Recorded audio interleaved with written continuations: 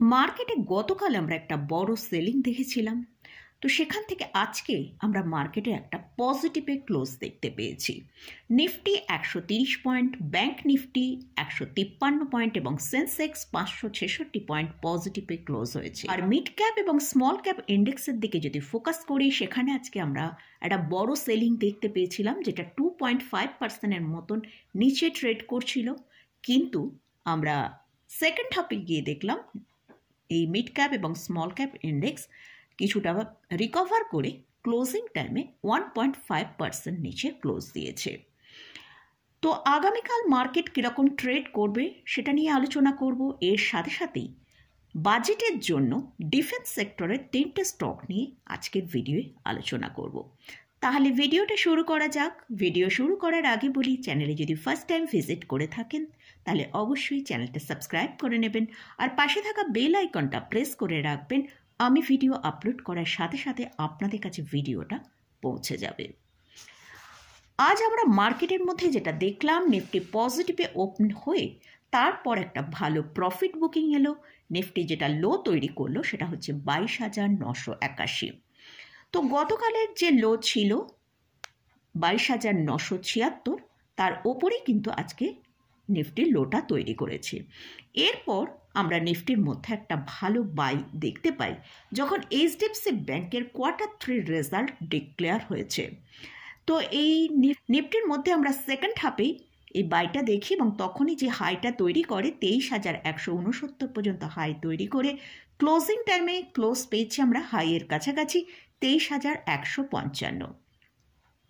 তো আজকে মার্কেটে কিন্তু দুটো বড় কোম্পানি অর্থাৎ এইচডিএফসি ব্যাংক এবং হিন্দুস্তান ইউনিলিভার, এই দুটো বড় কোম্পানির রেজাল্ট আসার কথা ছিল। তার মধ্যে আমরা মার্কেট আওয়ার্সের মধ্যে এইচডিএফসি ব্যাংকের রেজাল্ট আসতে দেখি, কিন্তু হিন্দুস্তান ইউনিলিভারের রেজাল্ট মার্কেট আওয়ার্সের পরেই আসবে। তো এই দুটো কোম্পানির রেজাল্টের ইম্প্যাক্ট আগামীকাল আমরা মার্কেটের ওপর তার এফেক্টটা দেখতে পাবো।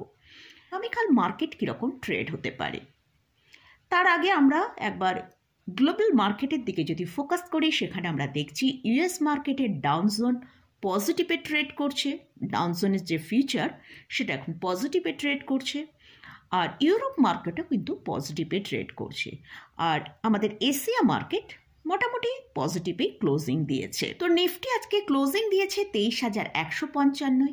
যদি নিফটি আগামীকাল 23,200-র ওপর ট্রেড করতে থাকে তাহলে ওপরের দিকে আমরা 23,250 থেকে 23,280 পর্যন্ত নিফটিকে ওপরের দিকে মুভ করতে দেখতে পারি। আর নিচের দিকে যদি নিফটি 22,950-কে ব্রেক করে নিচে ট্রেড করতে থাকে তাহলে কিন্তু নিফটিকে বেশ অনেকটাই নিচের দিকে আমরা আসতে দেখব, যেটা হচ্ছে 22,800 থেকে 22,850 পর্যন্ত নিফটি নিচের দিকে আসতে পারে। এখন নিফটির জন্য যেটা ইম্পর্ট্যান্ট লেভেল সেটা হচ্ছে 22,980 থেকে 23,000। এই রেঞ্জটা হচ্ছে কিন্তু নিফটির একটা ইম্পর্ট্যান্ট সাপোর্ট লেভেল। এটা গেল নিফটি নিয়ে আলোচনা করলাম। এবারে আসছি ব্যাংক নিফটি। ব্যাংক নিফটি আজকে ক্লোজিং দিয়েছে 48,724-এ। যদি ব্যাংক নিফটি কালকে 48,800-র ওপর ট্রেড করতে থাকে তাহলে আমরা 49,000 থেকে 49,150 পর্যন্ত ওপরের দিকে মুভ করতে দেখতে পারি। আর ব্যাংক নিফটির জন্য এখন যেটা স্ট্রং সাপোর্টের কাজ করছে সেটা হচ্ছে 48,000। আজকেও আমরা কিন্তু ব্যাংক নিফটিকে 48,000-এর নিচে যেতে দেখিনি। যে লোটা তৈরি করেছে সেটা হচ্ছে 48,074। তো আজকে ব্যাংক নিফটি 48,000-কে কিন্তু হোল্ড করেছে। যদি এই 48,000-কে ব্রেক করে নিচে ট্রেড করে তাহলে আমরা নিচের দিকে 47,900 পর্যন্ত আগামীকাল ব্যাংক নিফটিকে আসতে দেখতে পারি। তো এটা গেল নিফটি এবং ব্যাংক নিফটি নিয়ে আলোচনা করলাম। এবারে আসছি বাজেটের পরিপ্রেক্ষিতে ডিফেন্স সেক্টর নিয়ে 3টে স্টক নিয়ে আজকের ভিডিওয়ে আলোচনা করব। তো সামনে বাজেট আছে, এই বাজেটের ডিফেন্স সেক্টরের দিকে আমাদের ইন্ডিয়ান গভর্নমেন্টের একটা বড় ফোকাস রয়েছে। তাই আশা করা যাচ্ছে এই সেক্টরে বাজেটের জন্য একটা ভালো অ্যালোকেশন থাকবে। এছাড়াও আমরা ডিফেন্স সেক্টর যেমন বিভিন্ন সেক্টরের মধ্যে ডিক্লাইন এসছে, সেক্ষেত্রে আমরা ডিফেন্স সেক্টরের large cap stock, small cap এবং মিড ক্যাপ প্রত্যেকটা স্টকের মধ্যেই একটা ভালো সেলিং দেখতে পাওয়া যাচ্ছে। তো লার্জ ক্যাপ স্টকের মধ্যে আমরা প্রায় 30% মতন কারেকশান দেখেছি। আজকে আমি যে 3টে স্টক নিয়ে আলোচনা করব তার মধ্যে 2টো লার্জ ক্যাপ স্টক এবং একটা স্মল ক্যাপ স্টক নিয়ে ডিসকাস করব। তো যেহেতু মার্কেটের এই সিচুয়েশান, তার জন্য আমার মনে হয় আমরা লার্জ ক্যাপ স্টকের উপরই ফোকাস করলে বেশি ভালো হবে, কারণ স্মল ক্যাপ এবং মিড ক্যাপ স্টক কিন্তু আরও হয়তো ডিক্লাইন আসতে পারে। তাই আজকে আমার ভিডিওয়ে আমি 2টো লার্জ ক্যাপ স্টক এবং একটা স্মল ক্যাপ স্টক নিয়ে ডিসকাস করছি।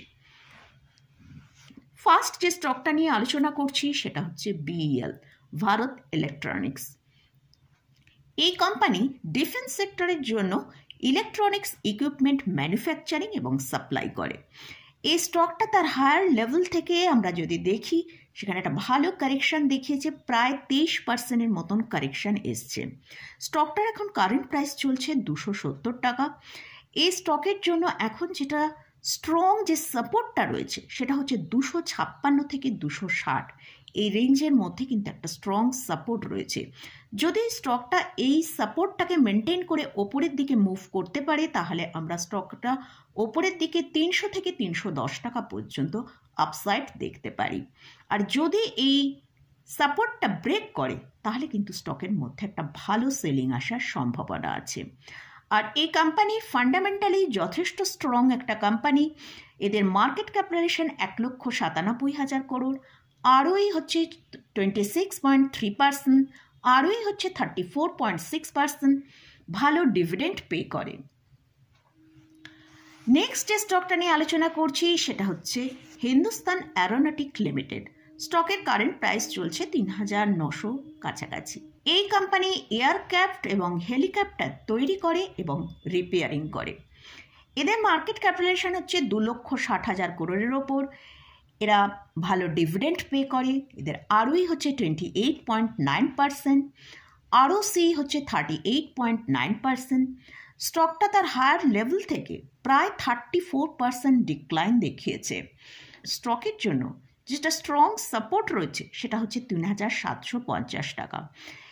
এই সাপোর্টের ওপর যদি স্টকটা চলতে থাকে তাহলে আমরা ওপরের দিকে 4,500 থেকে 4,700 টাকা পর্যন্ত মুভ করতে দেখতে পারি। আর যদি সাপোর্টটা ব্রেক করে, অর্থাৎ 3,750-এর নিচে গেলে, তাহলে কিন্তু আরও ভালো সেলিং আমরা দেখতে পেতে পারি। তবে মনে হয় এটা লার্জ ক্যাপ ক্যাটাগরি স্টক, এই জায়গাটায় কিন্তু একটা স্ট্রং সাপোর্ট রয়েছে। আমরা এই সাপোর্টটা হয়তো মেনটেন করতে পেতে পারি। লাস্ট যে স্টকটা নিয়ে আলোচনা করছি সেটা একটা স্মল ক্যাপ ক্যাটাগরি স্টক, সেটা হচ্ছে প্যারাস ডিফেন্স। এই স্টকের কারেন্ট প্রাইস চলছে 1,032 টাকা। এই স্টকটা তার হায়ার লেভেল থেকে প্রায় 41% ডিক্লাইনে ট্রেড করছে। এই স্টকের যেটা স্ট্রং সাপোর্ট রয়েছে সেটা হচ্ছে 920 টাকা। এর এই সাপোর্টটা যদি মেনটেন করতে পারে তাহলে স্টকটা ওপরের দিকে 1,140 থেকে 1,200 টাকা পর্যন্ত মুভ করতে পারে। অবশ্যই এটা ডিক্লাইনে বাই করাটা বেটার হবে। এখন স্টকটার কারেন্ট প্রাইস চলছে 1,032, অর্থাৎ স্টকটা যদি 990 থেকে 1,000 এই জায়গায় পাওয়া যায় তাহলে বাই করাটা বেটার হবে। এটা যেহেতু একটা স্মল ক্যাপ ক্যাটাগরি স্টক, তাই স্মল ক্যাপ ক্যাটাগরিতে আমরা স্মল ক্যাপ ইন্ডেক্সের মধ্যে কিন্তু আমরা ভালো সেলিং দেখতে পাচ্ছি, তাই অবশ্যই ডিক্লাইনে বাই করাটা বেটার হবে। এই কোম্পানির মার্কেট ক্যাপিটালাইজেশন হচ্ছে 4,154 করোড়। এটা ডিফেন্স সেক্টরেরই স্টক আর এটা প্রাইভেট কোম্পানি। তো মোটামুটি এইসব স্টকগুলো নিয়ে আলোচনা করলাম এবং মার্কেট নিয়ে আলোচনা করলাম। এইসব স্টক বা ইন্ডেক্সে কোনো রেকমেন্ডেশন নেই। যদি এই স্টকে বা ইন্ডেক্সে কোথাও কোনো পজিশান নিতে চান, তার আগে ভালো করে চার্ট অ্যানালিসিস করে নিয়ে তারপর পজিশান নেবেন। তো মোটামুটি আজকের মতন ভিডিওটা এখানেই শেষ করছি। ভিডিওটা যদি ভালো লাগে অবশ্যই লাইক করবেন, শেয়ার করবেন, সাবস্ক্রাইব করবেন। ধন্যবাদ।